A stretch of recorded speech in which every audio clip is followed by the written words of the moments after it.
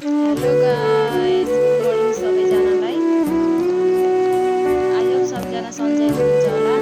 आज चाहिँ 2083 साल 3 महिना 30 गतेको दिन हाम्रो यो भिमाद नगरपालिका वडा नम्बर 6 को यो पुरानो स्कुल अर्थात् श्रृङ्गपथको बाटो हुँदै बाटोमा एउटा बुढाखोला भन्ने खोला छ। त्यो खोलामा चाहिँ यहाँ हिजो अस्ति बेलुकादेखि नि हिजो पनि दिउँसो चाहिँ त्यति खासै पानी आएन। अनि बेलुकाबाट त झन् बेसी पानी पर्यो कि झन् बेसी पानी परेपछि त अनि रातैभरि पनि ठुलो पानी पर्यो।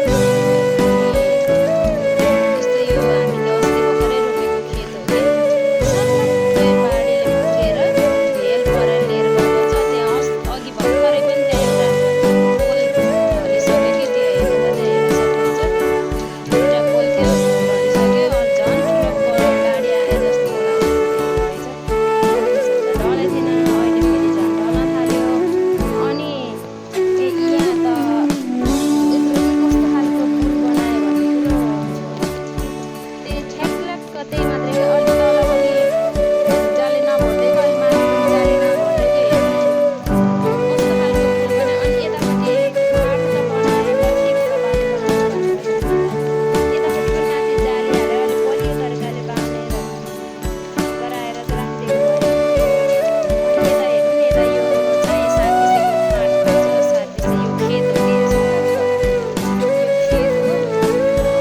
खेत चाहिँ सलक्क डुबानमा छ कि यता पनि सलक्कै डुबानमा छ। धन्दा रोपी भ्या थियौँ। यसपालि चाहिँ सार्किसेकै खेत चाहिँ अलि छिटै रोपेको थियौँ कि कुनै कुनै त हिजो भर्खरै रोप्नु भएको अरे सबै माथिदेखिबाट ढाकेर आँखा कि अहिले यो त अझै सानो हो। अहिले यो कटिङ छ नि, यो रिपोर्ट भएको बाँसरी राखेको अझै ठुलो आयो भने यो सलक्क छोपेर यहाँबाट यो खेत हुँदै यो खेत हुँदै यो घरबाट यता यो सलक्क यो माले बगरको यो खेत सलक्क डुबाउँछ कि हेर्नु त अहिले पनि के कमाएको छ र हेर्नु त। अहिले भर्खरै पनि यस्तो त्यहाँ ढलिसक्यो। अझै रात पनि पानी हाल्दा सलक्क झन् जोखिममा छ। अलिकति पुल पनि राम्रोसँग बनाइदिएको भए हुन्थ्यो। कस्तो खालको बनाइदियो भनेर यति त अब यति बनाउनुलाई अन्त धेरै भनेको 1 वर्षमा त यो पुल बनाउन यो 3 वर्ष लाग्यो यो पुल बनाउनको लागि कि अझै राम्रोसँग कम्प्लिट पनि गरेको छैन। हेर्नु न कस्तो खालको ठेकदार परेछ हो हाम्रो त। यहाँ त साह्रै ठगुवा भ्रष्टाचार गर्ने मात्रै, एकदम के भन्छ एकदम अल्छी गर्ने, एकदम राम्रोसँग नगर्ने, जताततै भ्याउन खोजेर होला सायद। जताको पनि मै उ गर्छु भने होला। अनि उता गर्दा यता भएन, यता गर्दा उता भएन, एउटा गर्ने अनि ठ्याक्क अर्को ठाउँ जाने गरे पो सबैजनाले पत्याउँछ र हेर्नु पानीको वर्षा फेरि यति बढेको छ। अहिले त अझै सानो हो। हिजो झन् कति मुसलधारे पानी परेको थियो।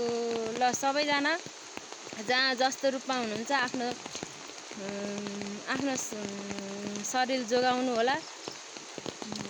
के अरे अलिकति हिँड्दाखेरि पनि बाटो सतर्कता अपनाएर हिँड्नु होला। भरसक नहिँडेकै राम्रो हो।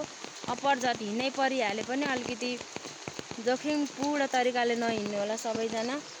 आफ्नो मान्छेको शरीर नै हो सबैभन्दा ठुलो कुरो।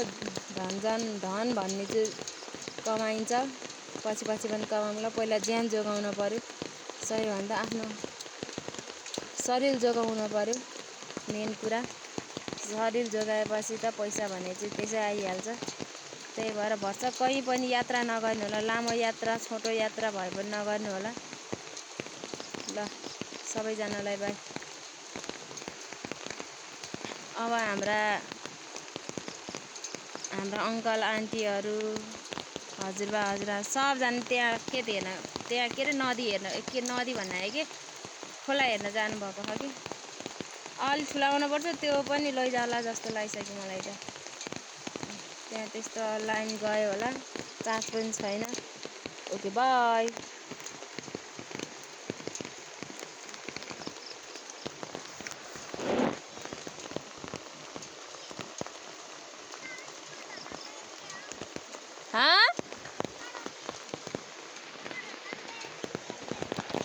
ढलिया कहाँ फुल ढलेर अन्त कहाँ ढलेर फुल कहाँ ढलेर फुल